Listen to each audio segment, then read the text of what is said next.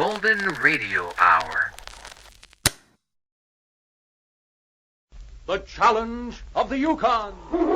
On King, on you Husky! King, the swiftest and strongest of Eskimo lead dogs, blazes the trail through storm and snow for Sergeant Preston as he meets the challenge of the Yukon.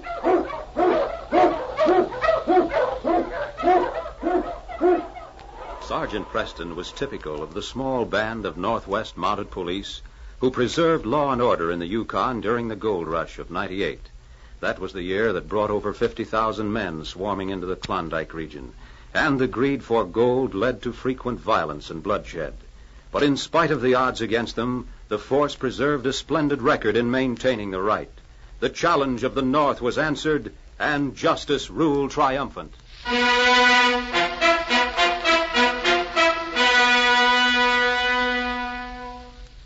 Train Junction's name told its whole story. One of the few locomotives in the north ran through the rich, boisterous settlement, lying at the far end of a wide horseshoe bend that the tracks made around Skillet Lake. There she comes. Hey, you sure? Can't see a thing myself. There it is, stopping for water across the lake. Well, Sam, I'll say this much. There's no arguing with your eyes. I expect she'll be over here in 10 minutes or so. It's getting dark. You know, it's a wonder that thing don't lose its way.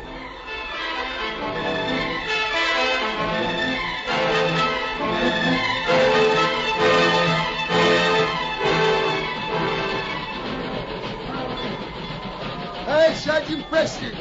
Come to see the engine pulling in, too? Well, not exactly, Sam. Just happened to be around here. Never miss seeing it myself.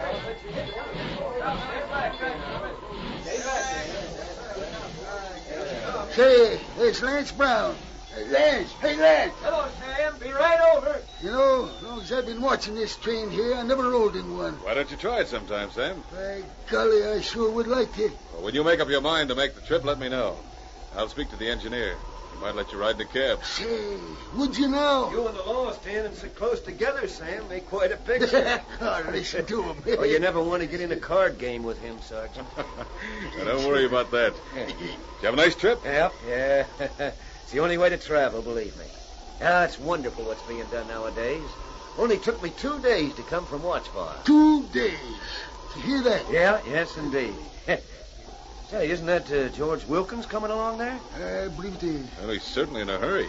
Sergeant Preston, I've been looking all over for you. What is it, George? You look as if you'd seen a ghost. I wish it had been a ghost.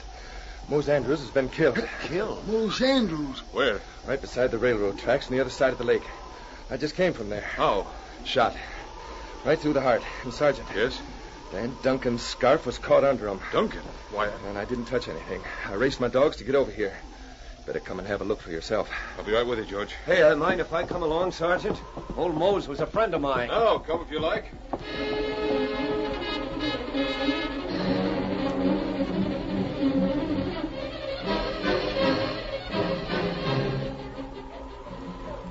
On King! On you Husky! Down there, right by the tracks. Ho, King! Ho, you Husky! Ho! See? I didn't touch him. All I did was to make sure...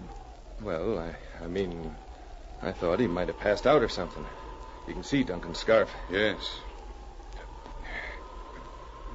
Well, he hasn't been dead long. Well, how can you tell? His body's just beginning to get cold. I'd say you found him shortly after the murder, George. Gee, if I'd have come along sooner, I might have saved his life. Or lost your own. Looks like Duncan did it all right. But why would he... Help me lift old Mose here, boys. Yeah, sure. I hoped old Mose walk away from many a fight.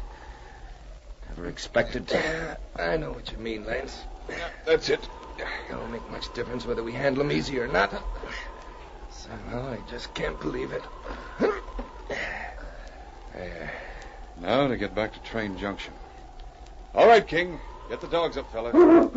On King! On you Husky!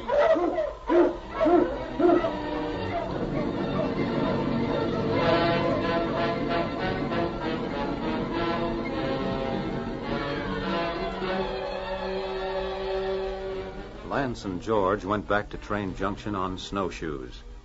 It was a strange funeral procession for the old miner, Mose Andrews, that filed its way into town. Well, I guess you'll want to see Dan. Yes. Well, Lance and me will take care of the body then. Mose didn't have any family. That's a good idea. We'll see you in. Say, here comes Dan. He's a cool one. Look, he's coming right over to us as if nothing had happened. Thought I heard you say you were leaving Train Junction, Sergeant Preston. I won't be for quite a while now, Dan. Why don't you come out to the camp? What happened to Mose? You know what happened to him. Why, what do you mean? Mose was found out near the railroad tracks on the far side of Lake Skillet with a bullet through his heart. Oh. Yes. What's more, it was your scarf that was found pinned under him. I've seen some mighty cool ones in my day, but never It won't do anybody... you much good denying it, Dan. Denying what? I don't know what you're talking about. You mean I that... mean, I don't know what you're getting at. My scarf was found beside Mose. I didn't put it there. Well, maybe you didn't put it there, but you might have Now, dropped wait it. a minute, boys. Wait a minute. Dan, where have you been for the last 3 hours? Why, in my cabin, Sergeant. Anybody with you? No. No, sir. Kind of strange you weren't spending your time at the cafe like you usually do. I don't know what this is all about. Well, it looks like you're suspected of murder, Dan. Murder? You mean you think I didn't say I thought so, Dan. It's only that all the evidence we have, and that's a scarf, points to you. I wasn't near the railroad, I tell you. I've been in my You cabin. can't prove it. I give you my word. Seems to me one man's word ain't good enough when a murder's been committed. Sergeant. I haven't finished the investigation, Dan. I had no reason to wish Mose dead. No? What about the argument you had with him? Huh? What argument? I didn't have I any- heard you and Mose talking last week.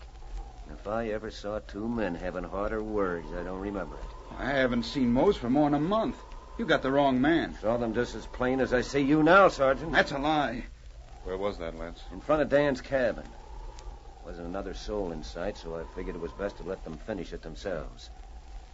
Then I never thought it'd come to this. Of all the yellow lines... You better be careful, Dan. You ain't in a position to be calling your names, you know. You ought to be put under arrest. Who knows who will be shooting next? I'm not arresting him yet. You're not. No. Dan, I put you on your honor.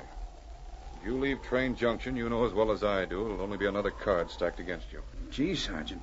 You think I'm not anxious to find out who's trying to frame me? You don't have to worry about me leaving town. In the meantime, King and I'll do some investigating. King? My lead dog here. That's none of my business, but I don't think you're taking this seriously enough. You're right, Lance. It isn't any of your business. Well, I'll see you later.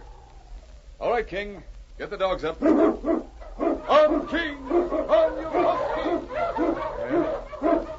Seems to me we ought to take care of old Mose, Lance. Yeah. I wonder what he meant.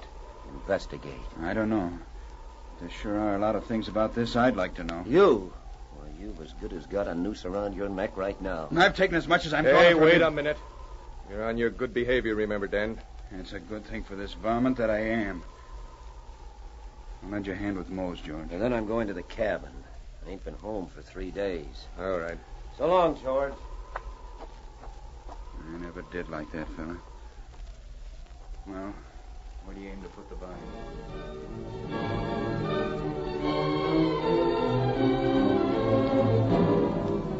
Meanwhile, Sergeant Preston and King were approaching Skillet Lake. Footprints should still be there. Ho, King. Ho, you huskies. All right now, fella. There, let's see. Enough prints here. Thing I don't understand is how, if Dan did commit the murder, he'd do it so stupidly. He'd have planned it more carefully. We might have missed something when we were here before, King. I think that... A set of prints leading to the lake. They go down to the ice.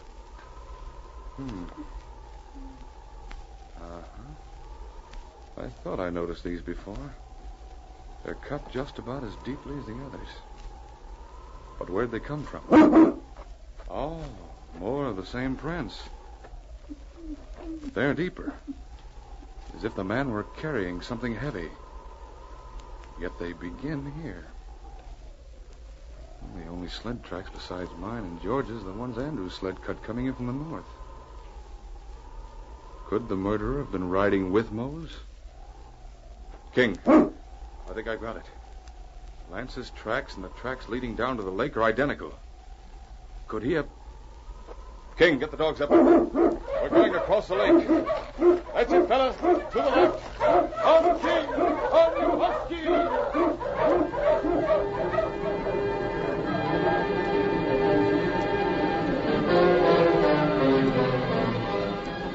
Leading the dogs, King raced across the ice-covered lake.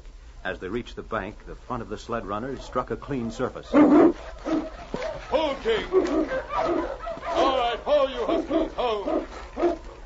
So what is it, fella, huh? Skis. Just as I thought. The murderer came across the lake on these skis. These footprints lead up to the tracks and then stop. King, I think we've found the man who's tried to frame Dan for a murder he committed. On, King! On, you Huskies!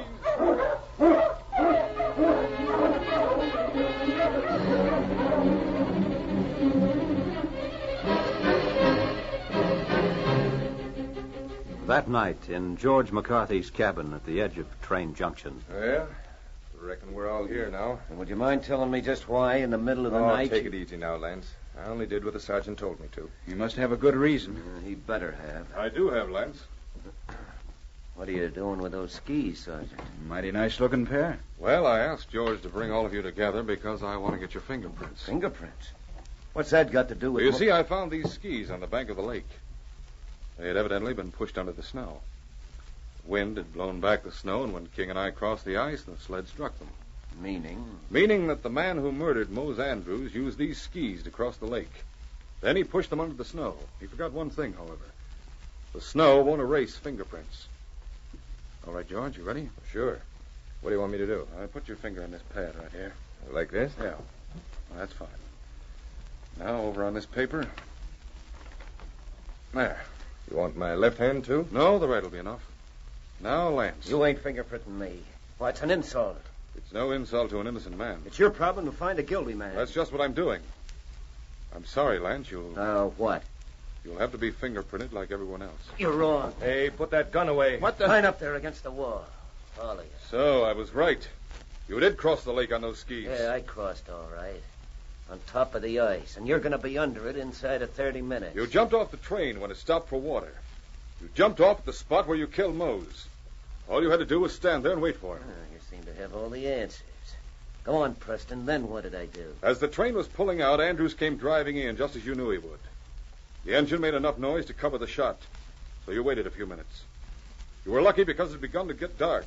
Yeah? Then you went down to the riverbank. You used something for a sail. I don't know what that was. The wind blew you across the lake on these skis here. The train, by that time, was stopped. It was a simple thing to climb back in your window and get off at the station where I saw you. Right?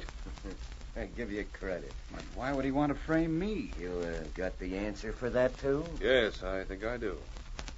Dan, you and Andrews both struck gold. Lance knew neither of you has a family. And this is just as good a way as any to get those claims. You're right, I did want to frame Dan. I figured I could kill two birds with one stone. Yeah, but why... I've had enough talk. A criminal is always caught because he makes a mistake. You've made two of them, Lance. What do you mean? You made your first one when you planted Dan's scarf beside Mose. You've made your second one by forgetting my helper. Helper? You don't have one, and if you think you Let can him, get away King! with it... No, get him down! Good work, fella. You're the smartest dog I ever seen. Saved our lives. Tie him up, Dan. You bet I will. That's a good thing you found them skis, Sergeant. Yes, they put the story together for me. Why, with his fingerprints on them... I didn't find any fingerprints on them. What? You mean... I mean your own conscience helped to convict you. I knew how you committed the crime. I wanted your admission of your guilt. This was the best way I knew of getting it. Well, I'll be. Yes, King, the case is closed.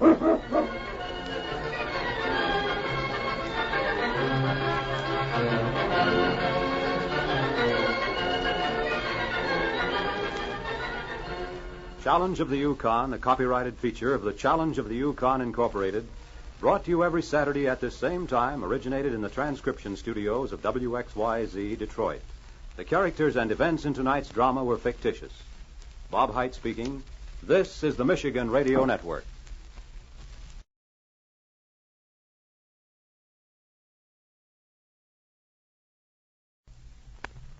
The Challenge of the Yukon. On, King! On, you Huskies!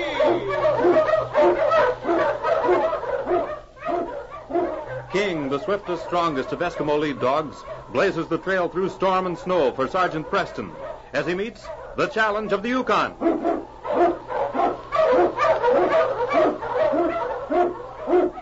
Sergeant Preston was typical of the small band of Northwest Mounted Police who preserved law and order in the Yukon during the gold rush of '98. That was the year that brought over 50,000 men swarming into the Klondike region, and the greed for gold led to frequent violence and bloodshed. But in spite of the odds against them, the force preserved a splendid record in maintaining the right. The challenge of the North was answered, and justice ruled triumphant.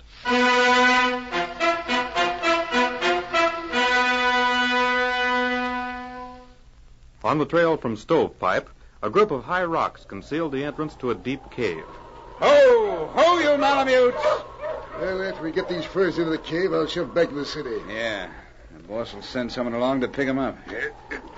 Well, it's a quicker way to get rich than working with a pick. Listen, I seen more gold in these last 2 years than a miner sweating over his claim. None of that stuff for me. Yep. Slim pays off all right, but it'd be a bad man to cross. There's only one answer to that one, Brent. You're smart. You don't cross him. Yep. Remember what happened to Lefty? I never did hear that story straight. Got some more furs in the sled. Hey.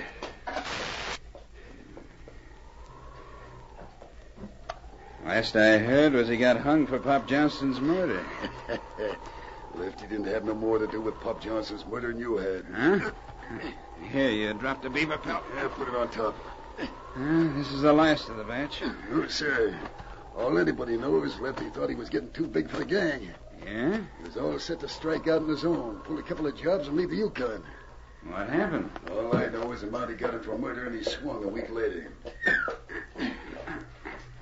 Slim heard he was aiming to talk. How come he got hung so soon after he was caught? Yeah, that's the funny part of it.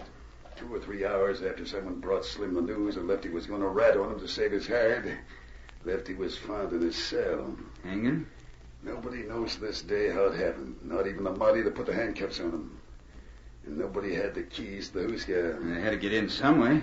The only one's got the answer to that is Slim. And he don't say much. Yeah, right there. Well, our job's done. Yeah.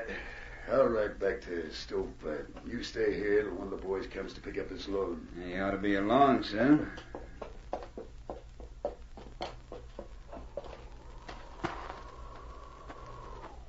Won't have long to wait. I'll get some...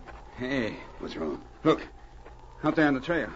Maybe one of the boys. Not riding that trail, it ain't. Be coming from the north if it was. We better get out of here. Wait a minute. Maybe we can get behind these rocks.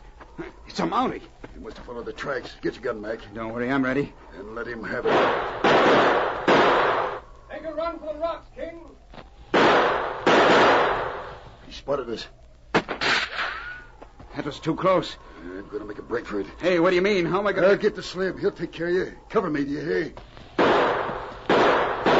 Watch you, mother. Oh! Come on, King. You're under arrest. I'm hurt. My shoulder. Mm-hmm. Let's see. No, it's not a bad wound. King, bring me my kit.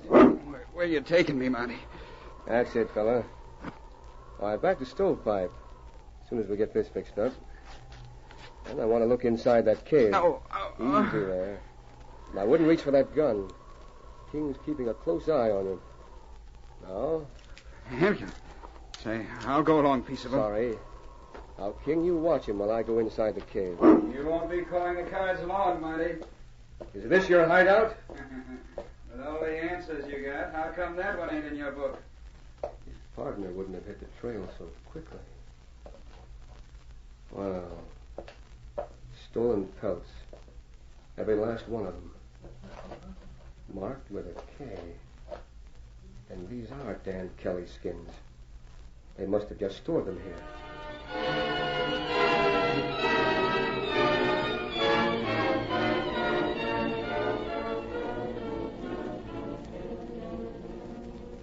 Stovepipe boasted one of the few newspapers in the North.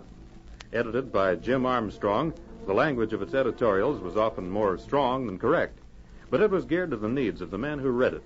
and crusaded always for law, order, and justice in the Yukon. Sergeant Preston and his prisoner rode into Stovepipe just as oil lamps were being lighted. Oh, King! Oh, you husky! All right, Mac, come on. What's your hurry, Monty? I want to ask you some questions. Questions usually gotta have answers. Hi there, Sergeant Preston. Well, hello, Jim. How's everything at the Clarion? Quiet. Too quiet. Oh, who's your prisoner? Mac Wiley. Yeah? What are you jailing him for? Stealing furs. Yeah, stealing furs, huh? Whose? Dan Kelly's, as far as I know now. All right, in there, Mac. You can take these handcuffs off now, can't you? Yes, I suppose so. Say, you sounded like you thought there was more behind this than meets the eye, Sergeant. Yes, I think there is. Yeah, mind if I stay around a while? Always the newspaper man, huh, Jim? Shucks. Gotta print something or the boys will run me out of town. No chance of them running you out of town. But stay if you like. You might find it interesting. I wouldn't count on that, Monty. Say. I ain't answering any questions, see? You can keep me locked up here for any charges you think of. You mean you'll serve a jail sentence before you... This don't make sense. Maybe it does make sense. What are you afraid of? Your partner won't be able to get you out. I ain't talking. It might go easier with you. Listen, I ain't signing my own death warrant. What kind of a fool do you think I am? Think I want to be found hanging from the ceiling in the morning? Not me. Hanging from the... You heard me. Go on. Ask me anything you want. If you like talking to yourself. Do you mean Lefty Watson? That looked like suicide. You Monties ain't so smart. Lefty committing suicide. That's a laugh. The boss got... I ain't saying anymore. Who is the boss? No one could have hung Lefty.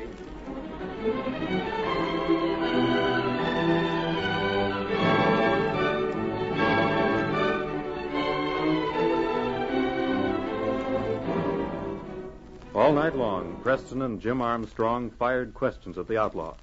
But after his one slip, mentioning the boss, Mac refused to say more. As the hours wore on, the light flickered on his tired, lined face, but his resolution was not to be shaken. A few hours before daybreak, the sergeant and Jim left him. I'd say that was a mighty scared man. Yes, indeed. The boss. You know, Jim, I have a hunch this is the gang behind most of the robberies in this part of the North. Robberies and murders. They've been stealing gold and furs for a long time now. If we could get Wiley to tell us what he knows... There might be a way to reach him. What do you mean? Listen, Jim. Do just as I tell you.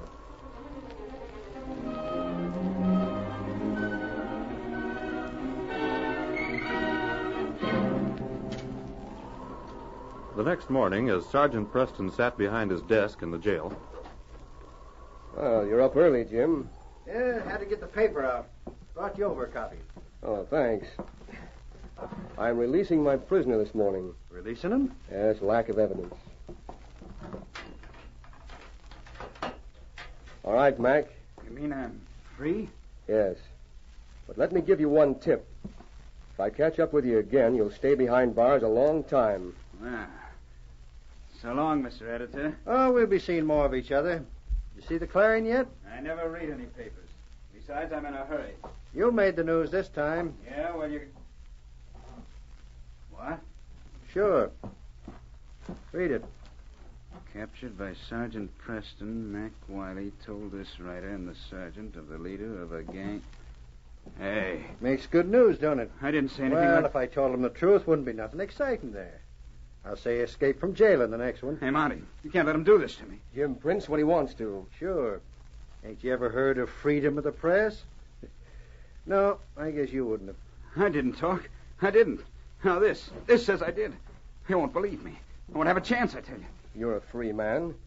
Go on out and square it with your gang yourself. No, I can't. They'd shoot me on sight. Monty, lock me up. Lock you up?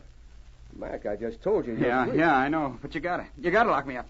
I tell you, they'll kill me if you don't. They might even... I'm done for, I guess. That's all your fault. You done this. Now, wait a minute. There might be a way out of this for you. What? Give me the names of the men in the gang. I can almost call their list of crimes. But I need your help, Mac. And captured, they can't do you any harm. Captured? You'd like that, wouldn't you, Monty? A nice feather in your hat. Besides, they'd get me anyway. Well, if that's the way you want it. I don't want it anyway. You got me into this, Preston. You got to help me out. I can't do anything, Mac. Without evidence, my hands are tied. How fast will that paper get around? Oh, don't have enough copies for everybody. One man passes his along to the next fellow. What if I give you the evidence you want? If you do that, the whole gang will be behind bars by sundown. Well, I guess there ain't anything else to do. One way or the other, I can't win. You'll find Slim at the cabin, 3 miles west of Skeleton Creek.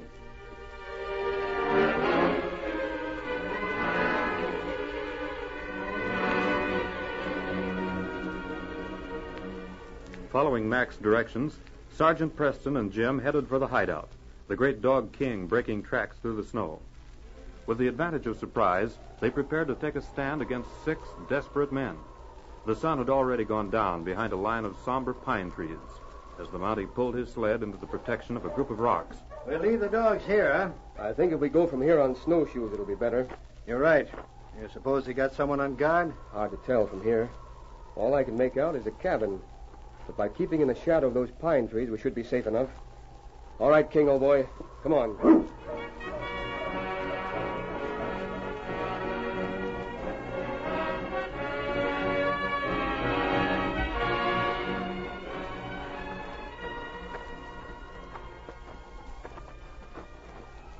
What now?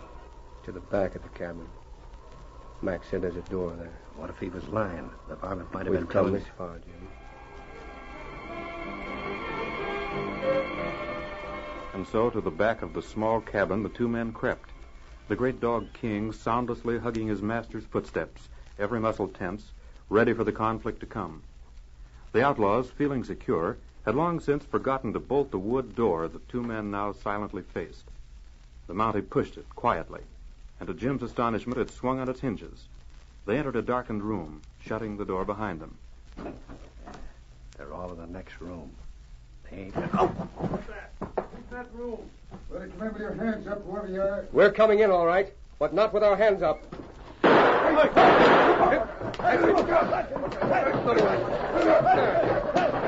There, that's 2 out. Got him, King. Get away from me, you! Get away! All right. All right. All right, King. Good work, fella.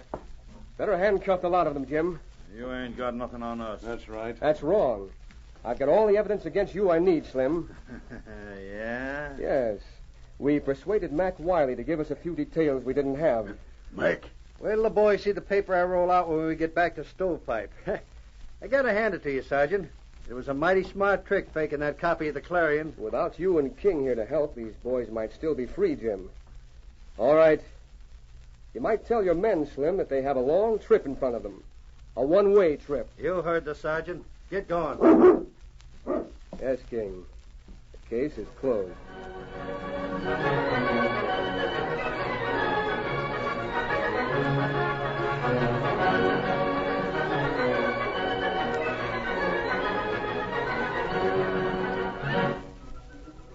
Upholding the motto of the Northwest Mounted Police, Sergeant Preston and the great dog King maintain the right and get their man. Don't miss their next thrilling adventure when they meet the challenge of the Yukon once again on Saturday at 6:30. On King! On you husky!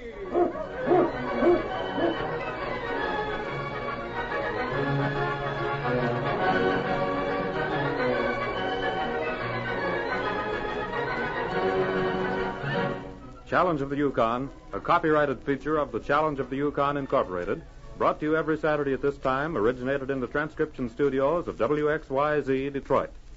The characters and events in tonight's drama were fictitious. Bill Morgan speaking.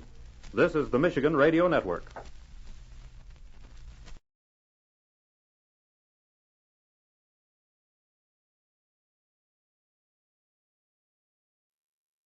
The Challenge of the Yukon. On King! On you husky!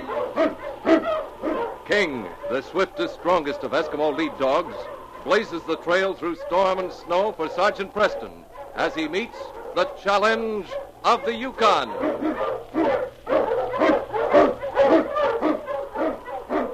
Sergeant Preston was typical of the small band of Northwest Mounted Police who preserved law and order in the Yukon during the gold rush of '98.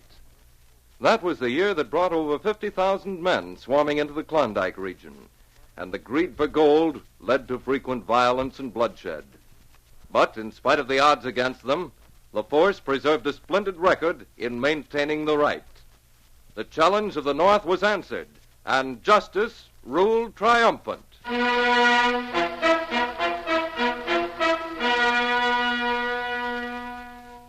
Harry Jenkins, a well-to-do writer, came to the Yukon to gather material for a book.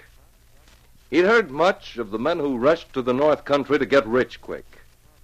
With a good outfit and sturdy dogs, he set out to see these miners, the lucky ones and the unfortunates. He visited Indian tribes and presented them with gifts. It delighted him to see their faces glow when they saw the great, heavy gold watch he carried. It was early morning when Jenkins and his guide, Pierre Beaumont, waved a last goodbye to Chief Charlie and his people. Bye, Chief. Maybe we'll see you again sometime. Harry Jenkins didn't know it, but that was his last time to see Chief Charlie or anyone else. The next day, Sergeant Preston stopped for a moment at the Indian village. No, I'm sorry, Charlie. I want to get to Half Mile this afternoon. The next time I come by this way, I'll plan to spend more time with your people. White man always much in hurry. My people miss see red coat. This kind of weather, that red coat has to be covered with something to keep out the wind. Me sell white man's skin yesterday. Keep him warm. Oh, that was a good deal for you. Him not like other men come here for gold. Him carry big gold clock. Me want trade skin. Oh, trade the skins for the watch, eh? Him not do. What was his name? Him name Jenkins. Him may be big chief. Well, if he is, I never heard of him. Get the dogs up, King. Goodbye, Charlie. Charlie wish Sergeant Preston safe journey. Good trail. Thanks. Good luck to you and your people. On, King! On, you Huskies!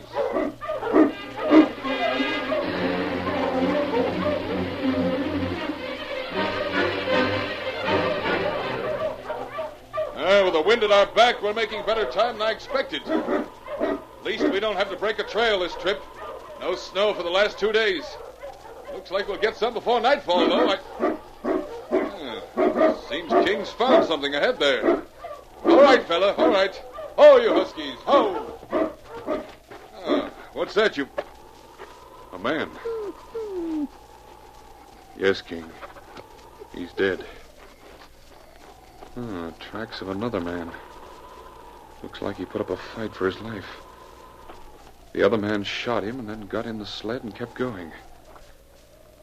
Well, maybe we can find out who he is. No money in his pockets, nothing to...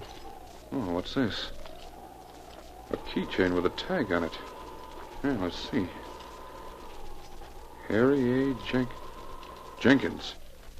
Why, that's the man Charlie was telling me about. Whoever was with him robbed and murdered him. We'll get him on the sled and then follow those tracks, King.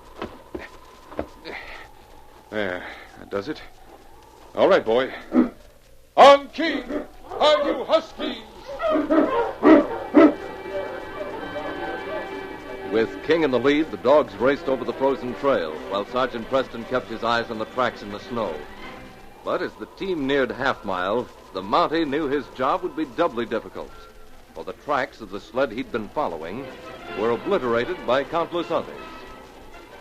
A short time later, Sergeant Preston arrived in town. We'll stop at the hotel, King. Whoever killed Jenkins robbed him, so he came into town with plenty of money. Come on, you dumb nuts. All right, get in line there. Come on over with the dog. His dog doesn't follow him, boy. I don't blame you. That's no way to treat an animal. Here we are, fella.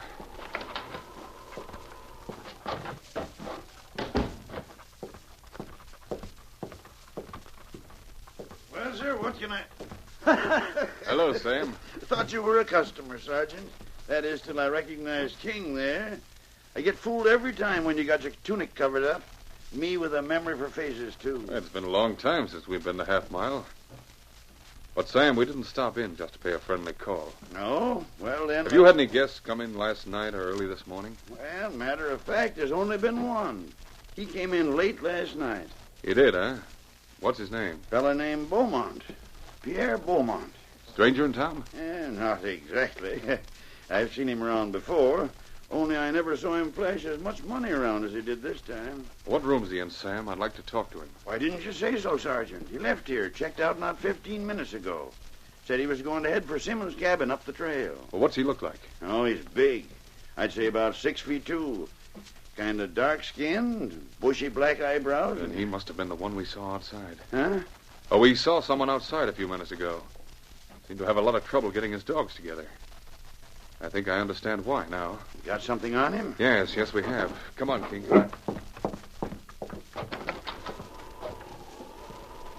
Gone. Say, now, I wish I'd known you were looking for him. What's he wanted for? We'll tell you about it when we get back, Sam. Right now, King and I are heading for Simmons' cabin. Along most of the well-used trails in the north, there were prospectors' cabins with latch strings hung on the outside of the doors. It was the custom for any traveler to pull the string, which raised the inside wooden bar, walk in, and make himself at home. There was always dry wood in the stove and a square block of matches in sight, so that a man coming in might make a fire with the least possible waste of time. Simmons' cabin was one of these. Inside, the stove was glowing while an old prospector warmed his feet in front of it. His companion walked over to the window, raised his horny hand to shade his eyes, and peered out. It looks like we're going to have company, Pete. Yeah. Well, I don't know who it might be, but from the way he was yelling at his dogs, it sounded like good company to me. I can tell what a man's like from the way he treats his dogs, I always say. What's that you're whittling, Mike? Got in mind to whittle a boat with an Indian sitting in it. Come on in, stranger. Make yourself to home. That's what we're doing. Thanks. Hang your mackinaw over there, stranger. Yeah. Got anything to eat here? There's beans in the cupboard, if you've a mind to fix them. That's mighty hospitable of you, gents. Thanks. You were talking about dogs a minute ago, Mike. Dogs? Huh. Worthless pack of hounds. That's all? Well, now, every man's welcome to his own opinion. But I had a dog once, smartest husky that ever walked. Which one was that? Called her Pussyfoot. Yes, sir, now there was a dog. Yes, sir, the best dog in the Yukon. My money, I'll take a horse. No, horses don't get far on these trails up here. Ain't as dependable. Did I ever tell you about the time Pussyfoot saved my life, Mike? Yeah, sure. I heard that story 60 times if I heard it once. And every time you tell it, you make it bigger. Well, maybe the stranger here ain't heard it yet. You're right, I haven't. I can do just as well without hearing it. Stranger don't like dogs, and that's that. But you do. And I can tell you a story about a dog that'll make Pussyfoot look like a piker. Now, wait a minute. Ain't any dog can do this that. This dog can, and I'll prove it. You better. I'd like to know if any husky's smarter than Pussyfoot. Sounds like more company coming. Well, whoever he is, if he wants something to eat, he can fix it himself. Just like I had to. You ain't crippled, stranger. Well, I'm in luck. Come on, boy. Yeah, looks like we got a full house tonight. Come on over here by the stove, mister. Well, thanks. What's that dog doing in here? Oh, he's with me. Well, he can stay outside with the rest of them. Maybe you didn't hear what I said. He's with me. He's welcome, far as Mike and me are concerned, mister. Sight more welcome than certain people I'm looking at right now. Are you addle-brained? You men together? Us? Shucks, no. I mean, we ain't all together. Mike and me are, but the stranger here, he just got in a while back. I see. Had anything to eat? I'll cook some beans in a little while. It's every man for himself here. Yes, so I see. Oh, what's the matter, boy? You foraging, huh? Pete, that husky there reminds me an awful lot of this other dog I was telling you about. Oh, yeah. I want to hear that story. Mister, maybe you like dogs. With a good-looking one like that one following around, you sure can pick him. Yes, he's a fine dog. Well, Pete here claims his husky saved his life once. She did, too. The dog I'm telling you about didn't only save one life, Pete. He saved a whole community. A whole community? Oh, now, that's a tall one. It's the truth. Whose dog was it? Sergeant Preston's dog, husky named King. I don't care whose dog it is. There ain't any of them worth what it takes to feed them. Yeah, finished eating if you want to cook some beans. Yeah. Take off your mackinaw, mister, and make yourself to hum. Come on, Mike. Get on with your story. If that was such a smart dog, I want to hear about it. You remember the time they had the diphtheria epidemic up at Fort Munn? Yeah. You remember it, mister? Yes. Yes, I remember it well. The only thing that could stop the folks from dying off like flies was to get serum to the town, and get it there fast. I know that. Sure, any fool does. But there wasn't a drop to be had, and it was 100 miles to Hawkinsville and back to get it. What I want to know is where this here dog you're talking about comes in. I'm getting to that. Now, you see, it happened like this. Sergeant Preston got into town with that there dog of his, and once he took the situation in, he sent King off with a message in his collar, mind you. All that way while he stayed in town and worked with the minister to save what lives he could. And would you believe it? The dog left in early morning, and by 10 o'clock that night he was back, with serum in his collar and a note from the doc in Hawkinsville saying he was following with more. That's how a dog saved the whole community. Well, sir, I tell you, I wouldn't have believed it. You mean you saw that dog leave Fort Munn and come back with the serum? Saw him! Why, man, I was right there, working along with the sergeant myself. Me and him were great pals. He's a fine fella, Pete. I'd stand that dog of his against anything in the Yukon. I've heard enough of dog stories. I'm turning in. You can ask Doc Burns the next time we go to Hawkinsville, if you don't believe me. When I see my friend Sergeant Preston, I'll get it in writing. Anyone got the time? I'm getting a little tired myself. Yeah, I got the time. Just a minute. Just about. Watch you stopped. That's so. Well, let's have a look at it. Wait a minute, stranger. I don't show this watch to everybody. No? Probably for a good reason, Pierre Beaumont. What? I said let me see that watch. A little demanding for a stranger. How'd you know my name? It's my business to know all about men like you. Now, A man's a stranger until he introduces himself, Beaumont. I'm Sergeant Preston of the Mounted Police. Sergeant Preston? You don't have anything on me, Monty. If your conscience is clear, you'll hand that watch over now. Yeah? Well, suppose I... Hey, look out! He's grabbing for the knife! Oh, no, you don't. Quiet, boy, quiet. Now I'll have a look at that watch. Well, no wonder he wouldn't show it to me. Engraved Harry A. Jenkins, 1895. He's our man, all right. That was some sock you landed on his chin, Sergeant. I don't know how you managed it with all them heavy clothes on. I thought it strange you didn't take off your parka. I didn't want to let him see my red coat. And I hated to interrupt your story. Sergeant. Yeah. Yeah. Appears like you've got some explaining to do, Mike. I knew Pete'd never believe me if I hadn't said I was there in Fort Munn with you. I heard the story from Doc Burns, you see. Oh, that's all right, Mike. If we weren't friends before, we are now. Well, I'll handcuff the prisoner, and King and I'll keep a watch on him tonight. Understand, boy? Then tomorrow, it's back to Half Mile. With Chief Charlie to identify Beaumont, he's as good as hung. You mean King here guards prisoners, too? Oh, yes. And you can take my word for it. As far as King was concerned, Mike didn't exaggerate the story he just told at all. Yes, King, the case is closed.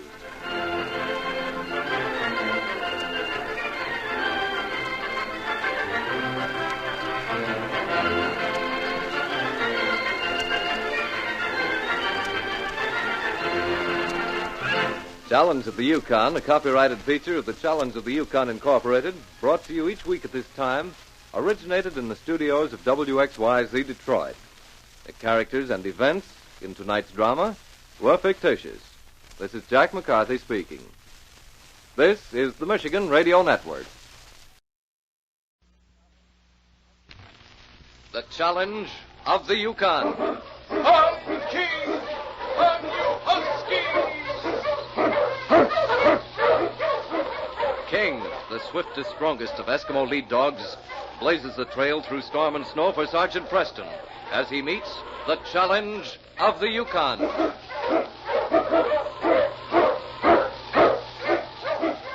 Sergeant Preston was typical of the small band of Northwest Mounted Police who preserved law and order in the Yukon during the gold rush of '98. That was the year that brought over 50,000 men swarming into the Klondike region, and the greed for gold led to frequent violence and bloodshed. But in spite of the odds against them, the force preserved a splendid record in maintaining the right. The challenge of the North was answered, and justice ruled triumphant.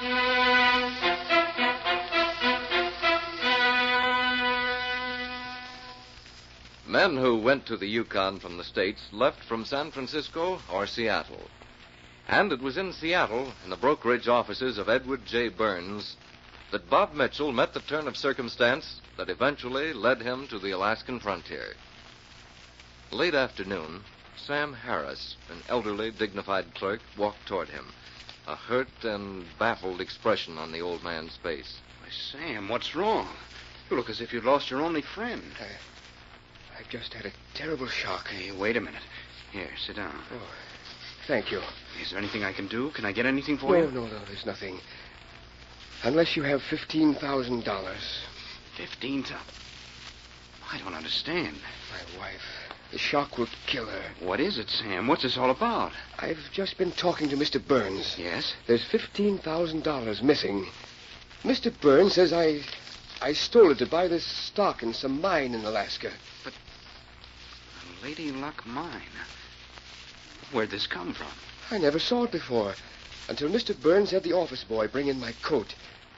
It was in my breast pocket. He's giving me until tomorrow noon to produce the money. If I don't... It can't be. No, don't take it so hard, Sam. If I don't produce that $15,000, he'll turn me over to the police. I tell you I didn't steal the money. They'll send me to the penitentiary.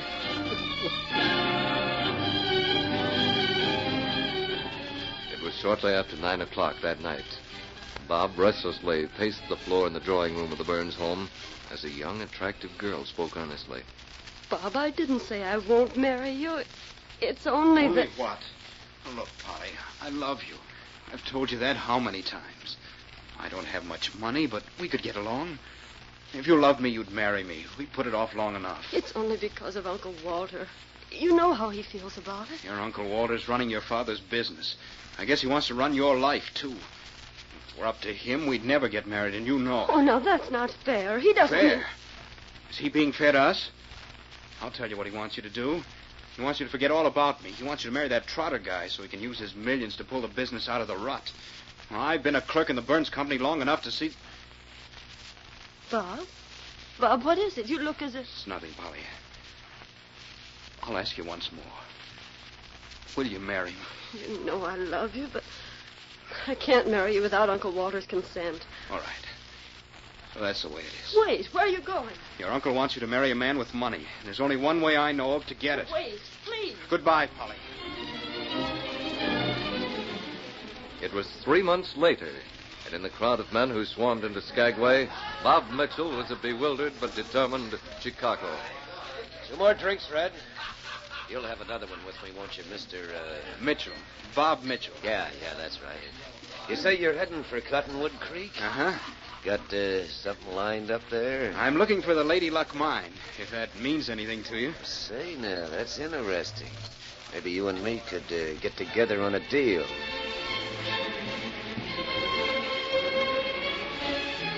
Meanwhile, back in Seattle, Polly Burns stood at her uncle's bedside. Listen, Polly. Dr. Simpson can't fool me. I'm going to die, and I know it. I want to clear something up before I go. Get it off my conscience. Get what off your conscience? When Bob Mitchell left, you remember, there was a scandal. But he didn't take that money, Uncle Walter. I know he didn't. I've never been able to understand. I'm telling you now what happened. He came to me that night.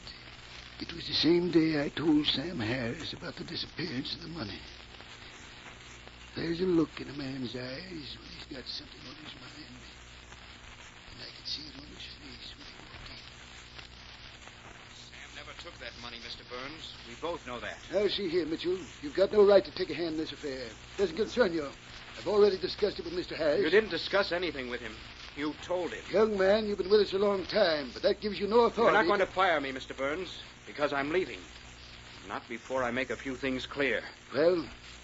When Miss Burns' father died 3 years ago, the firm was still making money. It's only been lately that business has taken a turn for the worse. Only in the last 3 years... If you're intimating... I'm not intimating anything. I'm telling you that Sam did not take that money. He never took anything in his life. He can't turn the money over to you by noon tomorrow because he hasn't got it. Why, a disgrace would kill it. That's unfortunate. Wait, I'm not finished. I've already seen Sam. I've got that stock for the mine. He turned it over to me tonight. As far as you're concerned, Mr. Burns, or Sam, or anybody else, I'm the one that took the money. That's what you want, isn't it? Somebody to pin it on? He left the next day for it. He set out for the Yukon. When the scandal broke, he was out of the country. Oh. He took the blame for Harris and covered up for me. I knew he didn't take it. I was so sure. That was why he left. Never said goodbye. I imagine he shielded me because of you. He had an idea, I think. But you see, child, I had to explain to you. The Yukon. I'll have to find him. I'll have to tell him I know. No, the damage is done. He's gone now. You think that because he's borne the disgrace, it's all finished? That he can go up to that Yukon and stay there? Well, it isn't so. I'm going to follow him. I'm going to find him. It was a slow and tedious journey for Polly Burns from Seattle to the gateway of the Yukon. 3 long months, and finally, Skagway, only to be overwhelmed suddenly by the realization that she was still almost a world apart from the man she sought. Sergeant Preston, they've told me that you're the only man who can help. Well, I'd say you've set quite a task for yourself from what you've just said, ma'am. But King and I'll do everything we can to find Bob Mitchell for you. I never knew how big the Yukon is, or how unsettled. Somehow I thought it would be easy to find him once I got here. He is innocent, Sergeant. I have a paper signed by my uncle to prove it. From what you told me about him, I judged that he was pretty much a tenderfoot when he got here. What's that? Well, I mean by that he didn't know what he was in for. I don't think he did. Well, I'd suggest you stay here in town, for a while at least. I can't promise you anything, but we'll look around until we find something definite to go on. I'll never be able to thank you, Sergeant. All right, King. Come on, fella. Well, I'd say we've got a big job on our hands. You think so, too, huh, fella? Well, I've seen young people very much in love, and that girl's had a lot of trouble. Yes, a lot of trouble. And I'll wager the only thing that's driven her on is the love she has for this Mitchell fellow. She's got a lot of courage, King. And that's what we need up here. Courage and strong, honest young people to build homes and communities in a wilderness.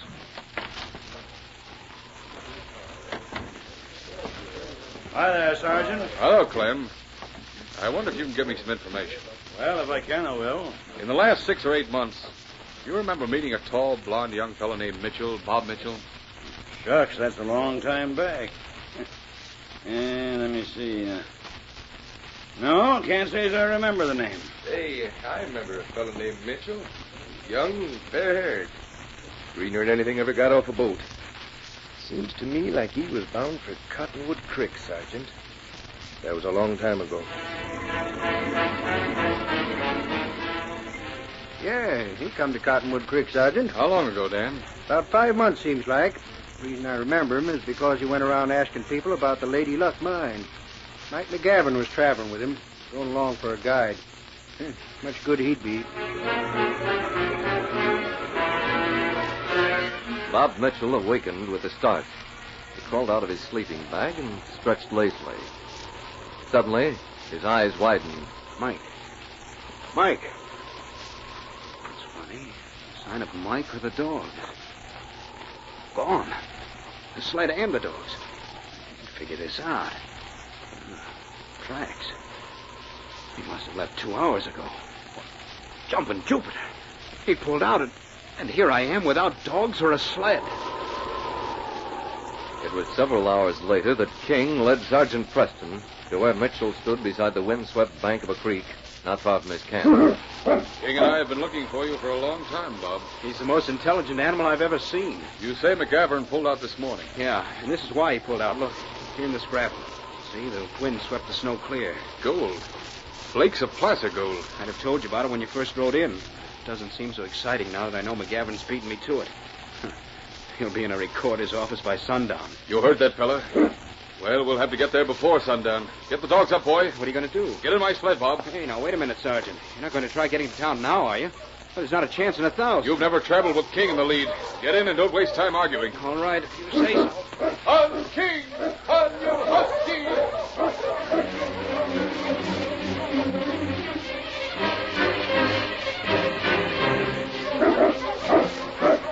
Look at that dog travel. He sure sets a fast pace. Maybe we might get to Fort Munn in time. There's only one thing I don't understand. Yes? You said you've been looking for me. You didn't put me under arrest. That wasn't my reason for following you. Well, then, what was your reason? When we get to Fort Munn, I think you'll understand everything. I'm going to cut across the river here to avoid the trail through the pass, which is probably the way McGavern will go.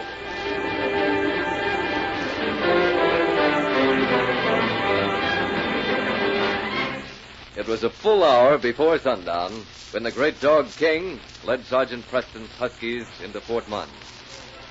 With the air of a man who could hardly believe his good fortune, Bob Mitchell made his way to the recorder's office, while Sergeant Preston and King went on another errand. Polly Burns came forward to meet the Mountie. Any luck this time, Sergeant? I suppose now we've got another clue that'll take us to some other small settlement. What is it? You look so mysterious. Mysterious? Why, I'm just pleased. King here's just outdone himself. Made a run in record time. King, he's trying to tell me something. Sergeant Preston, you're keeping something from me. If I'm not mistaken, there's Mike McGavern just pulling into town. Yes, that's who it is. Well, he's in for a big disappointment. You're just evading my questions. Please. You're right, Miss Burns. I was evading your question. But King here doesn't want to keep the secret. You recognize that man coming down the street? I thought it would be better for you to see for yourself. Polly! Polly! Polly, how'd you... Bob! He found you.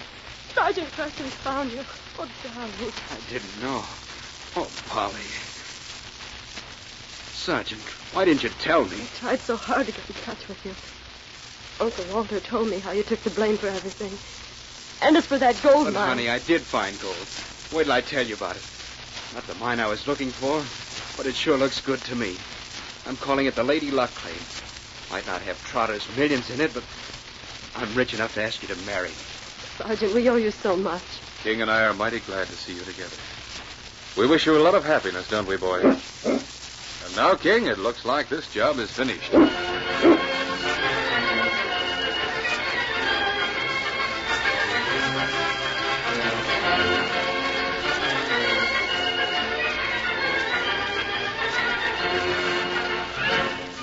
Challenge of the Yukon, a copyrighted feature of the Challenge of the Yukon Incorporated, brought to you each week at this time, originated in the studios of WXYZ Detroit. The characters and events in tonight's drama were fictitious. This is Jack McCarthy speaking. This is the Michigan Radio Network.